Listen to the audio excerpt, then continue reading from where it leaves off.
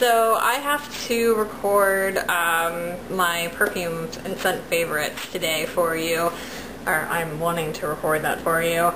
So before I start, I wanted to say that you're going to notice that my clothing and the lighting probably slightly changes like a little bit into the video, because what I did was I accidentally recorded some of it during the indie favorites video, so I had to like crop it, and now I'm having to record a new intro and 2 fragrances that I forgot and one that I just got, and then splice them together and make a new ending, so you'll kind of see me change outfits. Don't be alarmed, it's just standard procedure. So anyway, my favorite scents, I discuss it more in the later half of the video, but 2 that I've recently acquired that I really like, and I completely forgot to put these in my original video and I'm annoyed at myself, but the first one is Stella from Stella McCartney. This is the little roller ball of it. This one has notes of rose, peony flower, mandarin, rose absolute, and amber, and it's described as a floral. Normally, you know, as I discussed later on in the video, I don't like florals. I think the mandarin and the amber come out more strongly on me, as they tend to do. And it doesn't turn awful on me like a lot of florals do, so I really like this one, and this was one that was recommended by one of my friends who we kind of have different perfume tastes, because things that smell good on her don't usually smell good on me, like the new Kat Von D perfume. Curses. So anyway, which brings me to my next perfume, which I just got from Sephora. She picked up the new Kat Von D, but she picked up the new rollerball of that, and I felt really bad. I was like, I can't wear it, it smells awful on me, so I wanted to get a new perfume, and I ended up getting Coach Poppy. Again, this is the rollerball. Now, I had smelled this before. I got a little ad in like Ulta or Sephora or in the mail through like one of those things that you can like rub on your wrist and pull the paper open. And I got it and I thought it smelled kind of good, but Rob was kind of iffy about it, so I just kind of threw it away. I was like, whatever. And then I put it on myself and I thought, oh wow, this smells really nice. And then I couldn't remember what it was and went to the store and saw the box and said, oh yeah, that was the one that I liked. This one doesn't really smell like much in the rollerball. Like, again, I smelled it and was like, I don't know. But this one has notes of jasmine and gardenia blend with a fresh cucumber and candied rose petal scent. Jasmine. Jasmine does not normally agree with me, but somehow, again, this works on me. I don't know what in this works on me, because it's all flowery, and except for the cucumber, maybe the cucumber helps to make it smell a little better on me. So this is slowly becoming a favorite, and I'm, you know, kind of using it up. Now, my only complaint about this, and I don't know if it's where I'm applying it, because I applied on my wrist and a little bit down my neck, is like, it doesn't last very long. So that kind of sucks. Be mindful of that. And Coach perfume is obviously kind of expensive. Obviously. I can't talk today. Obviously kind of expensive, so. But I don't have any indie company scents or anything like that. I know some of the girls on here will probably end up talking about some. I've got mainstream stuff, unfortunately. I don't have very many perfumes. I tend to wear body spray more than anything. And my 2 absolute favorites are pretty much the only 2 that I have.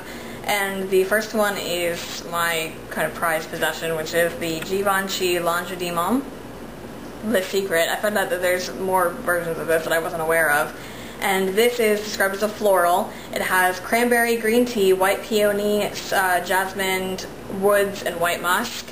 And I'm normally not a floral person, but this is a slightly sweet floral, because the cranberry helps to keep it from being so overly powerful, flowery.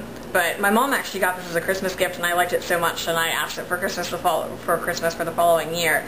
And this is a very expensive perfume, so this is kind of my going out special perfume. The next one is the Ed Hardy Love and Luck perfume. I've done a perfume video before, so these are going to be repetitive. There's only a couple of new things in here, and you can see how much I've used. My parents bought me the ginormous size. Forbidden Plum, Blood Orange, and Red Sake, and it's also got Woods, Musk, and Jasmine. This is very heavy on cherry blossom to me. It's quite floral, but it's quite sweet at the same time, because it's got that orange and plum scent in it. So this is not a scent for everyone. I used to sell perfume at Macy's, and a lot of people did not like this, but if you get someone that it smells good on, a lot of people do like it. It smells good on me, I like it, but I don't think it's one for everyone. They are the La Vanilla perfumes. You can see which ones I've used quite heavily. It feels like these don't go down, even though I use them like every couple of days. So I've got the original vanilla, the vanilla coconut, which has turned brown for some reason, and the other ones haven't, and vanilla grapefruit. This is my favorite. It is exactly what the name says, vanilla grapefruit, amazing. These are serious business because they're rollerball and they're oil. They literally will last through sleeping. Like, I can wake up in the morning and still smell it on my wrist. That's pretty much it for my actual perfumes. My body spray scents I'm going to go through. The first one is one that I am pulling at the mini size. I also have a full size, but this is what stays on my purse. This is Twilight Woods from Bath & Body Works. This has juicy berries, soft mimosa, apricot nectar, and warm woods. This is a very kind of similar scent to their Sensual Amber line. I tend to prefer those kinds of scents, the ones that come in the darker bottles. I tend to be drawn to those, and this is an absolute favorite. A friend of mine bought it for me as a birthday gift in a body spray form, and I've bought the lotion, the bath gel, and everything else with it. I absolutely love this scent, so I'm wearing this most of the time. More of a winter scent, kind of, but I wear it in the summer too. I don't care. Next is Sensual Amber. This one is pretty self-explanatory, but it's lotus petals enveloped by a golden piece of rich amber. And this one's quite strong. Again, I think this is another one that wouldn't be for everyone. It's very, very sweet. On me, the sweetness tones down though, so it's not so overpowering. But this one, this is like my third bottle of it. And again, I wear this more in the winter. These are also from Bath & Body Works. First one is Into the Wild. This just came out like a month ago, and it is the mandarin, lush petals, and white woods. Their descriptions suck now. This is really hard to describe. When you first spray it, it almost smells like sunscreen, and it kind of was a turn-off the first time I smelled it, but as it dries down, it develops. I guess that's where the mandarin comes in, because it kind of has that orangey sweet scent, and then it's very summery. And this was recommended by Jasmine, the odor of high voltage, and I went and smelled it in the store and absolutely loved it, and you can see it's already going down. The coconut pineapple, again, this came out this year, and this is exactly what the name says. Coconutty, pineapple-y, all good with me. The last two are ones that are currently discontinued, unfortunately, which is why I saved them for last. You're not going to be able to find them unless you get them on eBay or like a fragrance website. And the first one is Victoria's Secret Satin Rose de Mai. This is one that is totally uncharacteristic for me. I don't think I would normally like it. This has got rose, honeysuckle, grapefruit, and mandarin blossom. It was launched in 2009, so whenever they had their semi-annual sale later on that year, it was discontinued, and I should have bought like 3 more bottles. You can see I'm going through it. It's quite floral, rosy, but it's got like the grapefruit and mandarin to kind of make it more sweet and kind of ground it, and I think it makes it kind of sexy because I don't really find floral scents to be very attractive. The last one that I have is Victoria's Secret Love Rocks.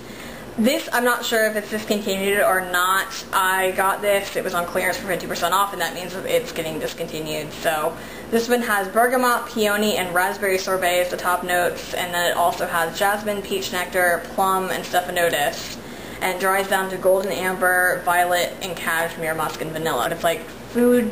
I call it a food scent, raspberry, vanilla, all these like cooking type things, and it's quite sweet, but this one is like, it's sexy smelling. I don't know, I really like this one. I haven't been wearing it as much now that it's gotten hot, because I feel like it's a bit overpowering. When you start sweating, it starts getting like old lady sweet, strong. Those are my favorite scents. If you can't tell, overall I usually tend to avoid floral. I tend to like slightly sweeter scents. I'm not too much into fruity scents. I don't like strawberry, watermelon, those kind of things, because they always smell fake to me, banana, stuff like that. So that is all for my favorite scents, and I hope you enjoyed that video. If you have any questions, feel free to toss me a message, or just leave a comment on the video. But I mean, it's pretty straightforward, my favorite scents and all that good stuff, so let me know what some of your favorites are as well. Bye.